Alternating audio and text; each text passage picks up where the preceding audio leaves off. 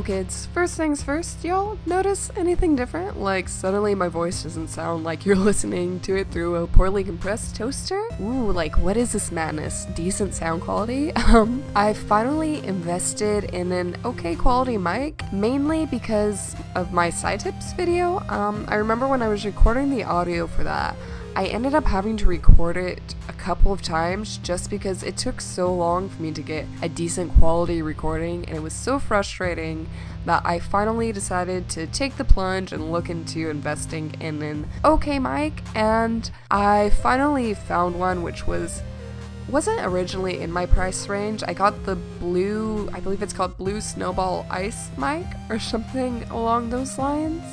And it was originally about $70, but I had a Best Buy gift card, so that meant it was only $20, so, you know, good deal, and I can finally make recordings that sound somewhat intelligible, like outside of my own blabbering, so that's exciting. Anyways, on the topic of the art, I'm drawing fan art of myself and Turing from 2064 Read-Only Memories. I originally got this game for my sister for my birthday, along with a ton of other games she'd gotten out of Humble Bundles but didn't really want. Humble Bundle is actually pretty much the best way we can give each other gifts, because she tragically lives in Utah and I live in Canada, and because of the regional pricing differences, Steam won't let us gift games to each other, so Humble Bundle's pretty much the only way we can give each other games. Plus, like, you get to donate to charity too, so I guess that's good. So, you know, shout out to Humble Bundle for existing.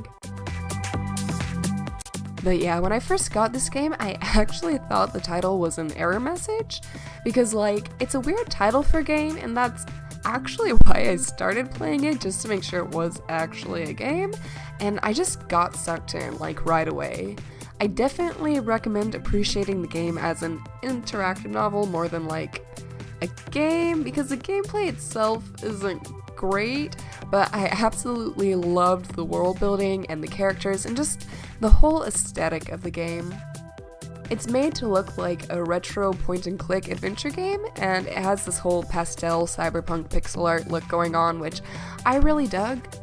I did consider doing pixel art for this piece, but I haven't done any pixel work in such a long time, and I wasn't really sure that I even remembered how to do it, so I decided to just keep with the pastel punk color scheme to pay homage to the art, which you'll see when I do the color swatches later on.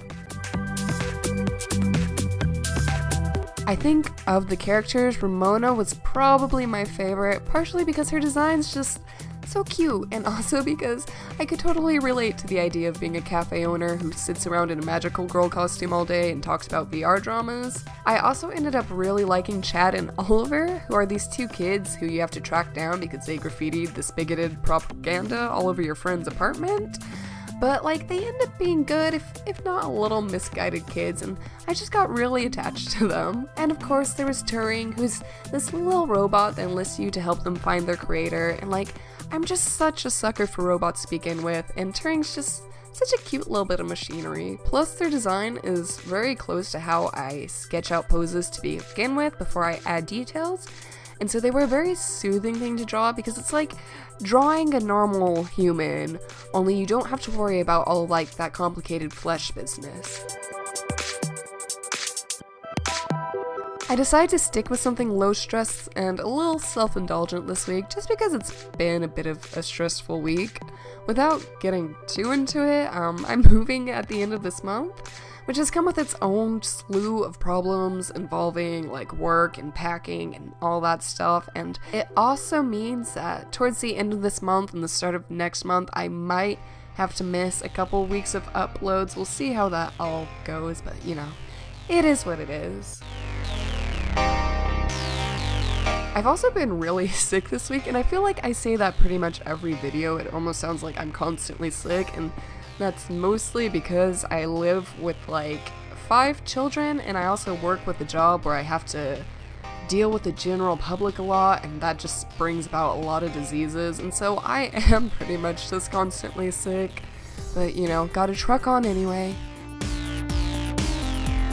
For my own character design, I tried to keep in line with the retro cyberpunk look of the game while still drawing myself in something I'd actually wear. Honestly, everything from this look was inspired by things I already own, outside of the jacket and the little hair tie things. Like, if you just added in a bit more black and then threw in some floral, this would basically be just a normal drawing of me hanging out with my little robot child, which was the look I was going for with this piece anyway. I don't generally make self-insert characters, but I think I've actually mentioned this before. I nearly always play video games as myself, barring games like, The Sims or games where there's already a preset protagonist. I actually didn't realize making OCs for games was something people did, which does bring about the questions. Do y'all generally play games as yourself, or do you make an OC for each playthrough of the game you do? Because I can totally understand playing as an OC, especially in a more role-play type game. It's just something I never really thought of doing. But yeah, when this game opened up with a protagonist who's a writer living in a grody apartment with $4 in their bank account, I was like, dang, how relatable, it's already me. I opted for no background and a very simple shading just to keep the piece looking very clean. I know it's nothing super exciting or stunning, but it's nice to do something simple and well within my comfort zone every now and then, plus I like the finished result. I don't really have a lot else to say about this video, so I think I'll leave it off here. If you're already a subscriber, I'll see you next week for something else, and if you're new here, maybe consider hitting that subscribe button. I make new videos every week, and I'm super close to 100 subscribers, which I know it isn't a super big milestone in the grand scheme of things, but I'm pretty excited about it.